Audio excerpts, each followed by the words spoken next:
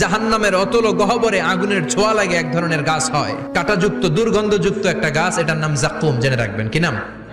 জাক্কুম। বিশ্বনবী বললেন তিরমিজির বর্ণনায়, জাক্কুমের একটা টুকরা যদি আল্লাহ দুনিয়াতে ফেলে, পুরো দুনিয়াটা দুর্গন্ধে সয়লাব হয়ে যাবে।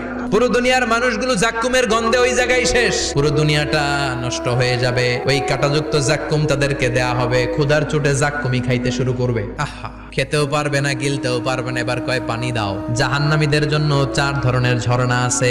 একটার নাম হলো হামিম, মানে ফুটন্ত গরম পানির ঝর্ণা। 2 নম্বরে হলো গসাক, মানে বমি। 3 নম্বরে হলো গিসলিন, দুর্গন্ধযুক্ত রক্ত আর পুজ।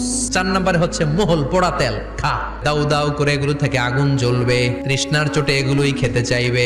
এগুলোর পেয়ালা যখন মুখের সামনে আসবে, এগুলোর উত্তাপে গালের গোশত, চোখের গোশত, কপালের গোশত গুলো ঝলসে ঝলসে পানির মধ্যে পড়ে যাবে। তৃষ্ণার চোটে না পেরে ওইটাই গিলবে, যেখান দিয়ে বেরোবে কেটে ছিঁড়ে শেষ হয়ে যাবে। দিস ইজ জাহান্নাম। আমরা জাহান্নাম থেকে পানাহা চাই। চিল্লায়